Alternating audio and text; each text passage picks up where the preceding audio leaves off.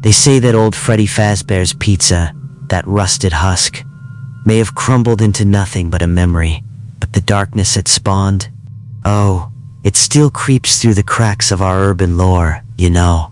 And among the most chilling tales whispered in the shadows of the internet is the story of room 1280.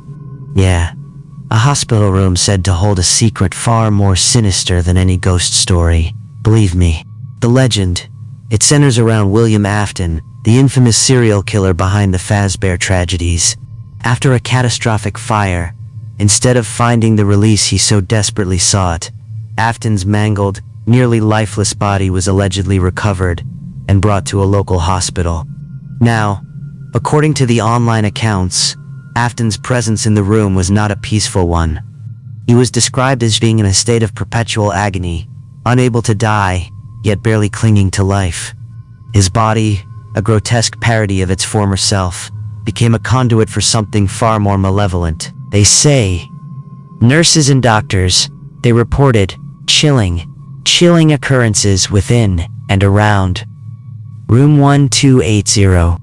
Flickering lights, sudden drops in temperature, and the unsettling feeling of being watched. It was commonplace, you know. Those who came into contact with Afton, even briefly, they were said to be plagued by vivid, horrifying nightmares, filled with twisted animatronics and burning remnants of the past. It was rumored that the suffering emanating from Afton's broken form was contagious, infecting those who spent too much time near him with a sense of overwhelming dread and despair. Some accounts speak of a young boy, seemingly connected to Afton, who appeared and disappeared within the room, his presence accompanied by an unnerving silence and a chilling aura. Many speculate this boy is the embodiment of Afton's darkest actions, or the representation of the souls he has trapped. The tales vary on what ultimately happened in the room. Some claim Afton's suffering continues, a perpetual torment, echoing through the building's walls. Others suggest that his dark influence finally reached a critical point, leading to a catastrophic event that consumed the room, and perhaps, the hospital itself. The story of room 1280. Oh man, it really gets to ya, doesn't it? The fear of pain that just won't quit, the dread of something nasty lurking about, and that awful feeling of not knowing what's going on.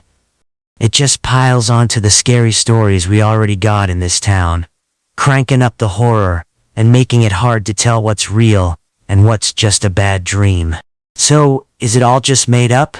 A spooky story that came out of some online chat room? Or is it, like, a peek into something darker?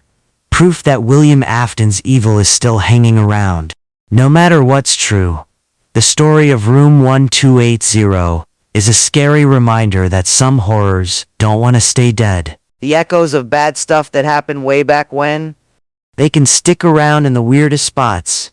So, if you're ever near an old, empty hospital, or you hear whispers about that room, maybe just keep moving. Some doors are better off closed, some nightmares better off left alone. Keep your eyes peeled, Fazbear fanatics.